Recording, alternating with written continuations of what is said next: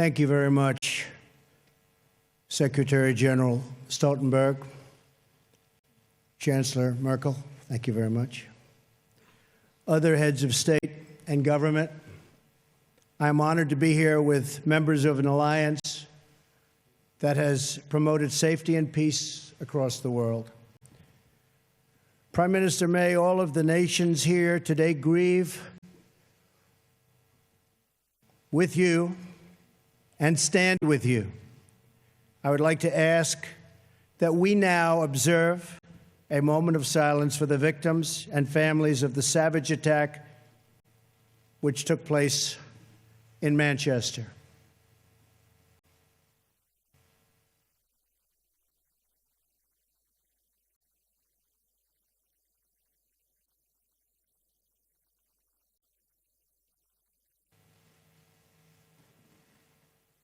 Thank you. Terrible thing. This ceremony is a day for both remembrance and resolve. We remember and mourn those nearly 3,000 innocent people who were brutally murdered by terrorists on September 11th, 2001. Our NATO allies responded swiftly and decisively, invoking for the first time in its history the Article 5 collective defense commitments. The recent attack on Manchester in the United Kingdom demonstrates the depths of the evil we face with terrorism.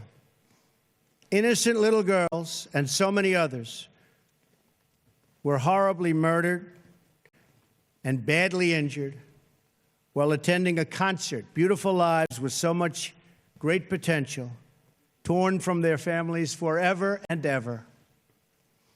It was a barbaric and vicious attack upon our civilization.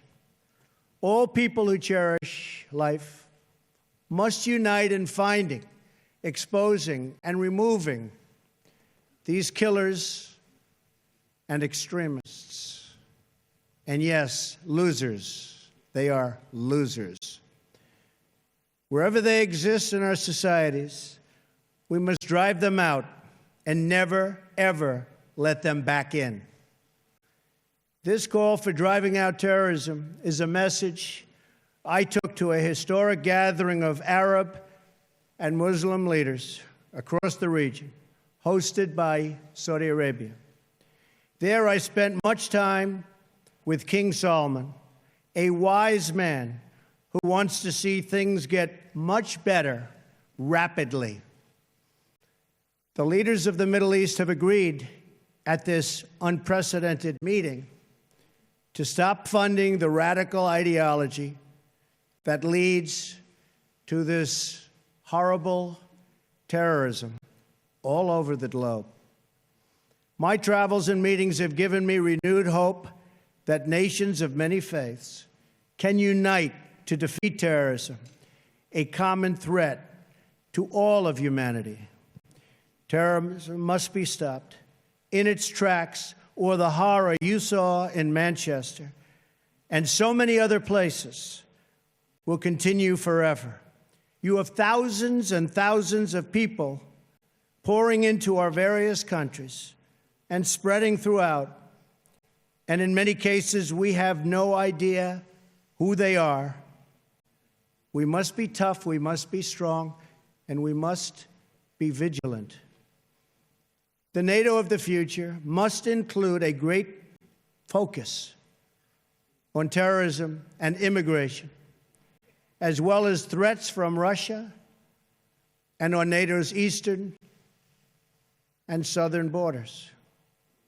These grave security concerns are the same reason that I have been very, very direct with Secretary Stoltenberg and members of the alliance in saying that NATO members must finally contribute their fair share and meet their financial obligations.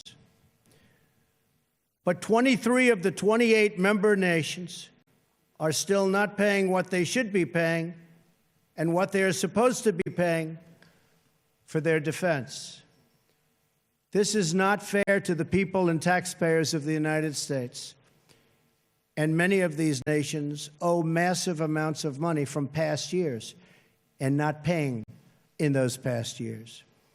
Over the last 8 years, the United States spent more on defense than all other NATO countries combined. If all NATO members had spent just 2% of their GDP on defense last year, we would have had another $119 billion for our collective defense and for the financing of additional NATO reserves.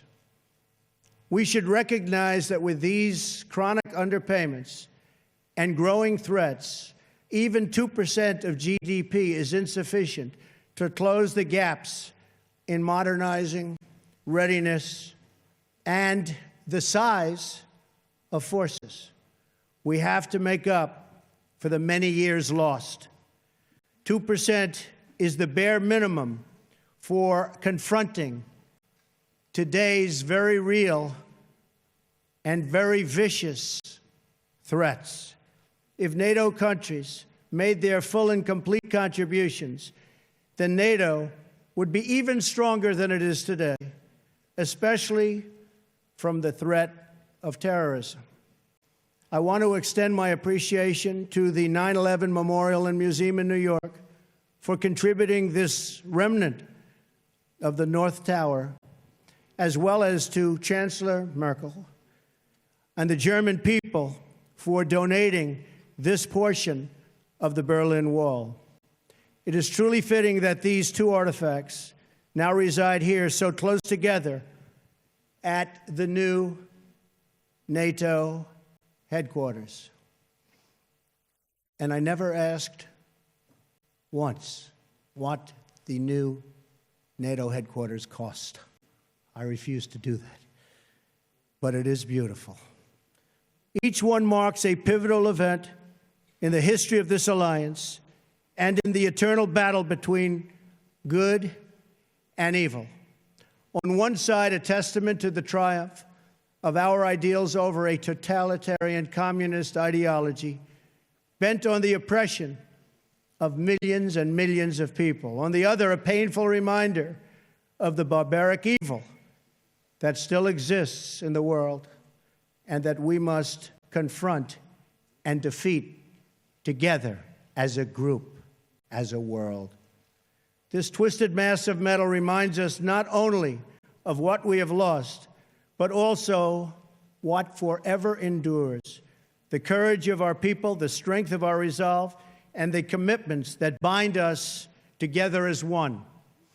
We will never forget the lives that were lost. We will never forsake the friends who stood by our side. And we will never waver in our determination to defeat terrorism and to achieve lasting security, prosperity, and peace. Thank you very much. It's a great honor to be here. Thank you. Thank you. Thank you.